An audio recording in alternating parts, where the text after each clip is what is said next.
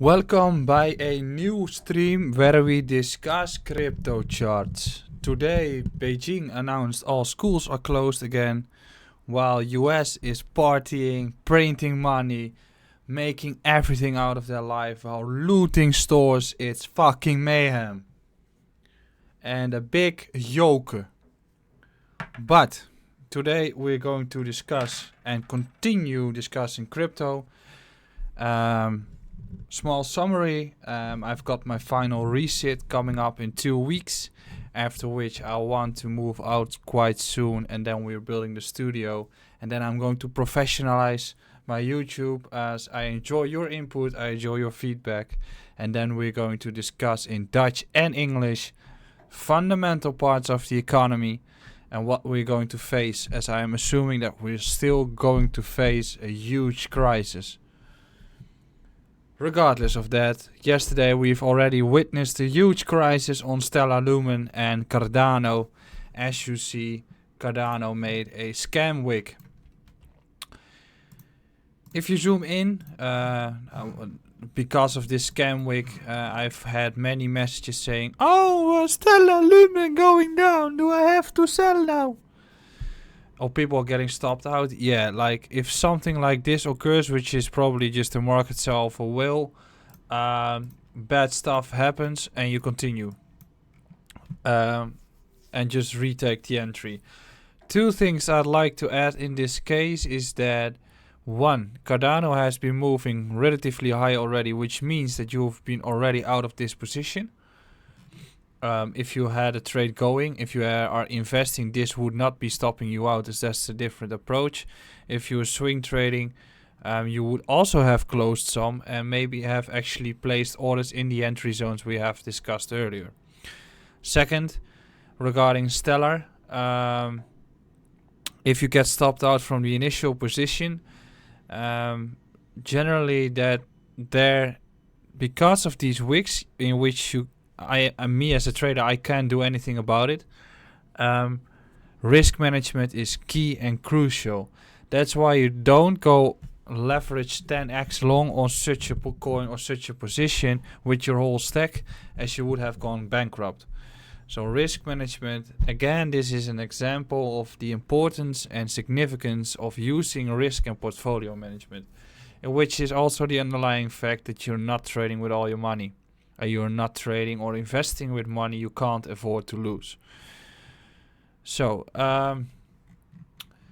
first we're going to discuss XLM, as that's basically the one that I've been discussing the most recently.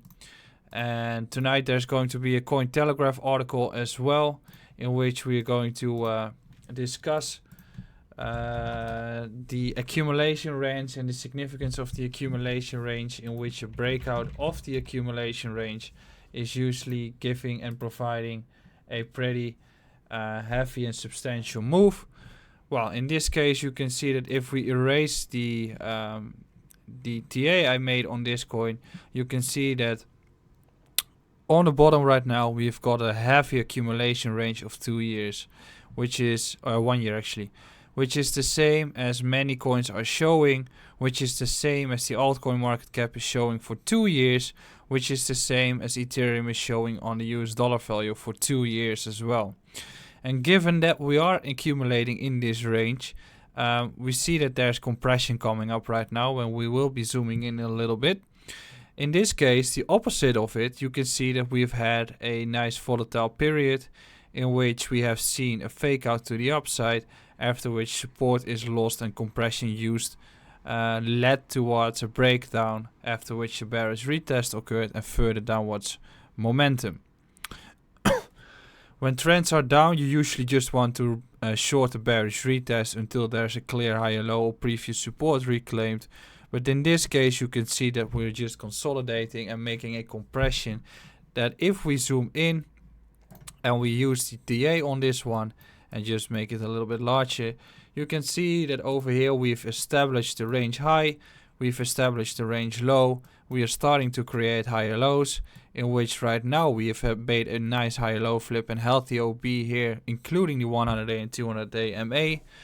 Yes, we've made a wick, But in this case, I would use the candle closes, in which you don't want to see a drop below 710 sets. And still, the chart and the trade remains valid. And what you also know is that in trading, you should be patient. So as long as we hold here and make the bounce back up, I'm assuming that if we break back up, we are reclaiming this lowest support at 750 and we're going to test the highs.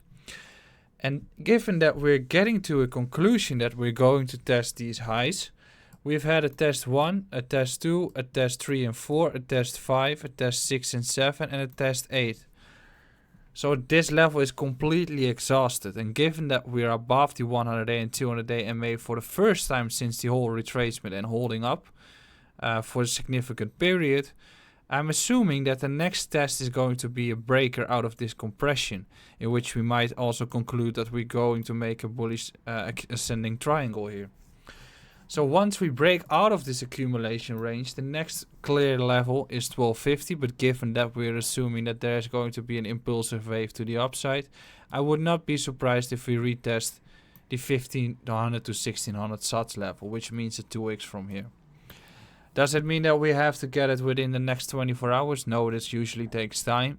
But given that we are in this compression, I'm still standing behind my view unless we lose the level of 700 sats and close beneath this support.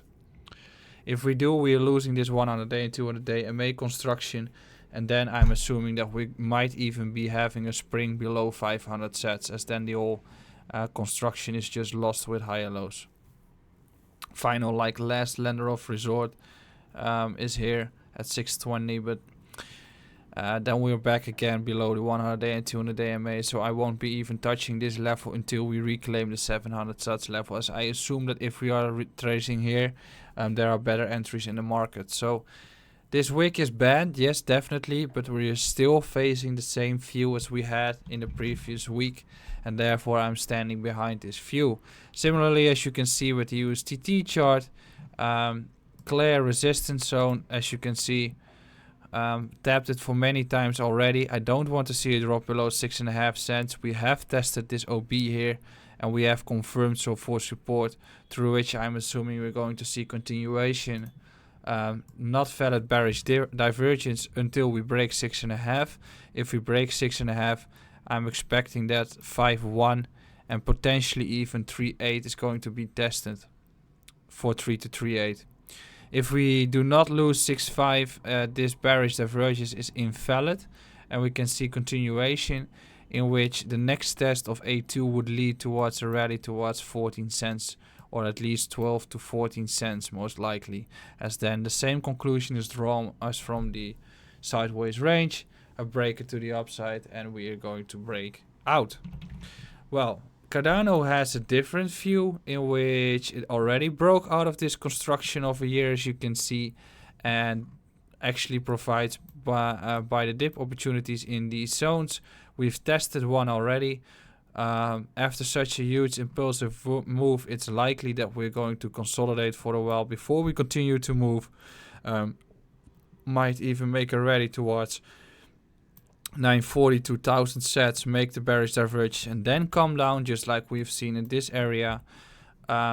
Scalping wise, this OB over here is a potential entry, but given that Cardano has already seen a significant rally, it's more likely that this one is going to consolidate, and therefore it's not the best entry to or trade to get right now, as there's just better trades. But as you can see, also 100-day, 200-day providing support, and since then a breaker to the upside, in which if we get a retest of either the 650 level or the 680 to 700 level, I'm interested in getting this one. ADA USDT, pretty much the same view. Looks likely that we're going to retest some levels, and this chart is more clear than the USDT, the BTC chart. Clear OB over here, which is basically confluent with the 100-day and 200-day MA at some point, might wick towards 5.6, 5.7. If we hold there, then I'm assuming that we're continuing the rally to the upside, and then we can test the range high again. If we break through the range high, I might assume we're going to 17, 18 sets, but that's something for far deep into this year, or maybe even towards the next year. So in this construction, I'm not seeing any entries right now. if we zoom in towards the 4 hour, then there's a likely opportunity we could get, which is similar to Ethereum and BTC. If this area holds here, which is the green zone, then people will probably shout that there's an inverse head and shoulders going on. But what I see is that this is deviation and the previous support is reclaimed for continuation, which means that I'm assuming we are breaking below above this high and we're going to test either one of these levels. So that's basically the view on Cardano and BTC after that, XLM after that crash. Then there is also XRP and EOS, the same view. They are lagging behind heavily, as you can see. Still heavily trending south. The basic entry you want to get on XRP is that when this becomes overall deviation, as you can see what I painted here, and we reclaim the previous support at 25, which is confluent with the 100-day and 200-day MA, then you can punt an entry towards the range high. Right now, there's just no entry as we've lost the support again. And as you can see, I've made the scenario already. If this happens and we bounce towards the level at 21 high to 22 in a quarter and reclaim the 2070 level for support, then I can punt another long in which I'm placing my stop beneath the low and target the range highs here, and then we're going to wait which scenario develops. But yes, XRP is lagging behind heavily. That can also be a reason given that there's still the suppression on the markets and that's still a billion XRP per month coming onto the markets from the team, which pushes the price down. And there's no clear bullish trend at all yet. But one thing you should be aware of that is once XLM is going to move, it's most likely that XRP is going to follow. So I'm definitely going to watch Ripple because when it moves, it's going to move heavily. XRP USDT, let's get rid of this and just erase that. If we check the chart, we can see that we have lost this level of support and currently are hovering around the next area, which means that we are in between levels. And I'm usually not really interested in between levels. Preferably I want to see a reclaim of this level, and then this is a trigger towards the range high and potentially even higher. If we reject here and drop down, make the same, this might be an entry. But mostly if we get a bearish retest of either this zone, I'm assuming we're going to drop further down. So right now it's in between levels for me, which means that I have no clue or entry interest right now because there is no direction. And either way, I'm going to wait for a clear trade to get. Then finally, we get towards the king, the mighty BitConnect. And we are still following the scenario we have discussed on Cointelegraph. Similar view as what we have stated on Cardano. What you see right now is that we've had a drop down bullish divergence reclaim and ready towards 95.5. A crucial level, but I'm not assuming we're going to break out of it in one go, and therefore I'm assuming we might be getting a wick towards 92 high. If we get this one, the same inverse head and shoulders conclusion can be drawn, but this is the major pivot for me. We can see the move towards this level and then back to 96, and then I'm assuming we're going to break above 96 and get back in this range and actually going to test the areas here, which is pretty much similar to the move we've got here, right?